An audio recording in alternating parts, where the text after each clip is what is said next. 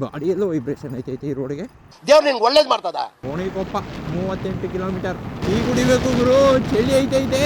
ನೀನ್ ನೋಡ್ರ ಅಯ್ಯೋ ಪಾಪ ಅನ್ನಿಸ್ತಿದೆ. ಸಿಕ್ತು ಟೀ ಅಂಗಡಿ. ರಾಜೀವ್ ಗಾಂಧಿ ರಾಷ್ಟ್ರೀಯ ಉದ್ಯಾನವನಕ್ಕೆ ಸ್ವಾಗತ. ಸುಸ್ವಾಗತ. ಏನೇನೈತಿ ಇಲ್ಲಿ?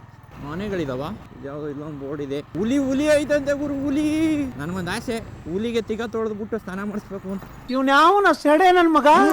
ಓ, ನಾಗರಹೊಳೆಗೆ ಸೇರ್ಕತ್ತದ ಇದು ಫಾರೆಸ್ಟ್. ಏನೋ ಇದು ಹೊಸ ವಿಷಯ ಗುರು. ನಾಗರಹೊಳೆಗೆ ಇದಕ್ಕೆ ಬೈಕ್ ಇಲ್ಲ ತಾನೆ. ತಗ್ಗಿಗೆ ಹಾಕಬಿಟ್ಟು ಗುರು. ಆಮೇಲೆ ಮುಂದೆ ಹೋಗ್ಬಿಟ್ಟು ಒಂದ್ ಬೈಕ್ ಅಂತೂ ಕಾಣಿಸ್ತಲ್ಲ ನನ್ ಕಣ್ಣಿಗೆ, ಬರೀ ಕಾರು ಆಟಗಳೇ ಕಾಣಿಸ್ತೈತೆ.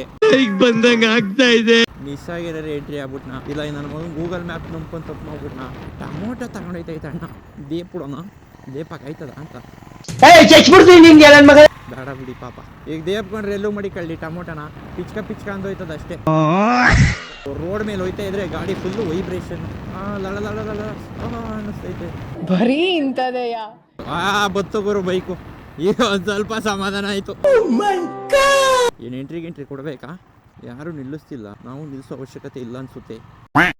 ನೋಡ್ರಿ ಇಲ್ಲಿ ಹಿಂಗೆ ಅಲ್ಲಿ ದೊಡ್ಡದಾಗ ಬೋರ್ಡ್ ಹಾಕವ್ರೆ ಕಾರ್ಗಳನ್ನ ನಿಲ್ಲಿಸ್ಬಾರ್ದು ಅಂತ. ಆದ್ರೂ ಬಂದು ನಿಲ್ಲಿಸ್ಕೊಳ್ಳೋದು ಮನ ಮರದಿಲ್ದವ್ರಿಗೆ. ವಿರಾಜಪೇಟೆ ಇನ್ನ 29 ಕಿಲೋಮೀಟರ್ಸ್ ಇದೆ. ಮತ್ತೆ ಭೇಟಿ ಆಗೋಣ. ನಮಸ್ಕಾರ.